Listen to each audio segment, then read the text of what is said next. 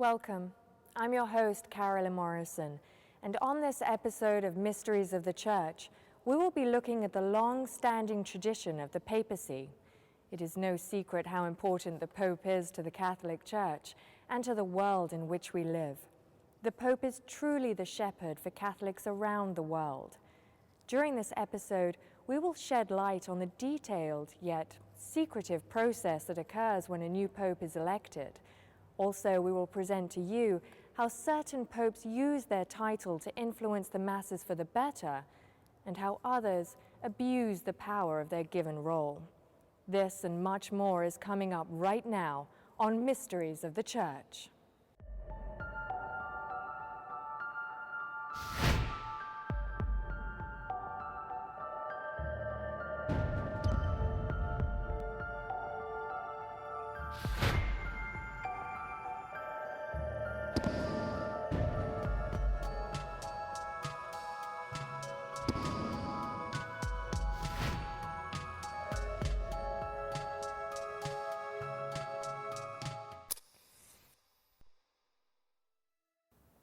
According to the Gospel of Matthew, as Christ approached the end of his life on earth, he appointed Apostle Peter to be the leader of his followers.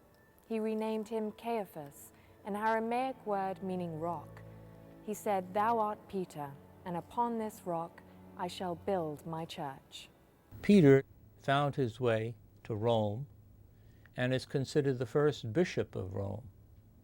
And consequently, the notion developed that the Bishop of Rome had a special place in the church. The Pope, beyond that, has numerous other titles, Vicar of Christ, for instance, successor of Peter, and so on. All of these titles are more or less honorific, but they do point to the Pope's importance for how the church runs, how it unifies itself, and frankly, how it approaches other religious traditions, especially Christian traditions. As Roman Catholic tradition has it, the papacy is the responsibility of leading the church, and so Peter would be our very first pope, and all others since then are his successors.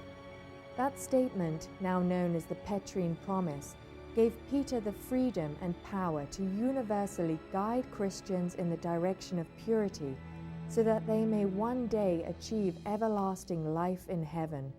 And that is ultimately the supreme role of the Pope as the leader of the Catholic Church.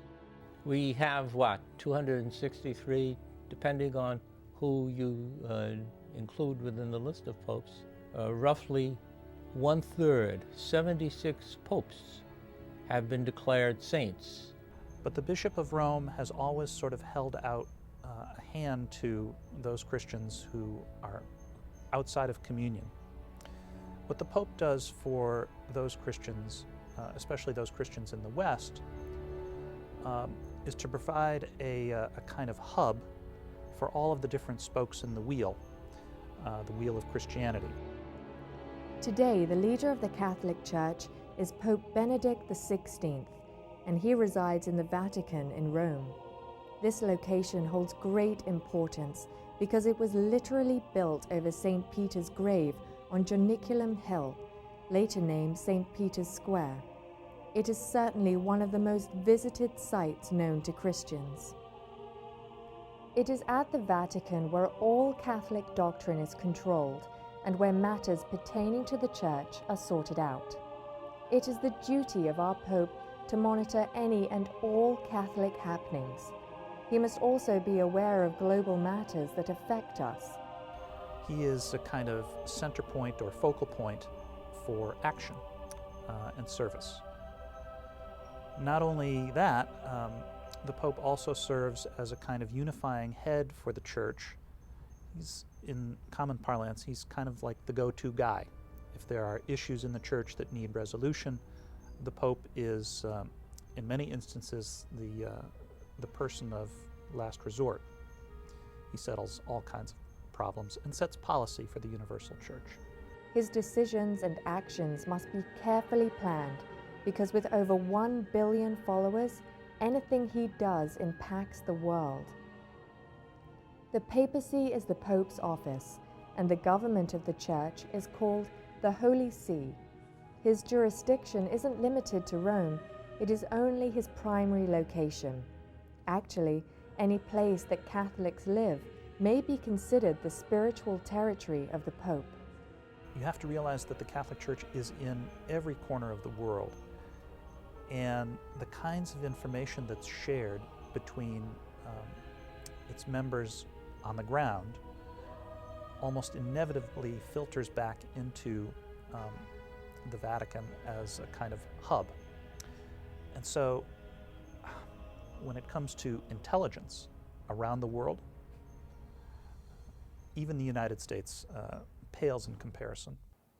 When we return, we will discover how a new Pope is appointed today, and we will take a look at the differences in papal authority throughout history. So please join us when Mysteries of the Church continues.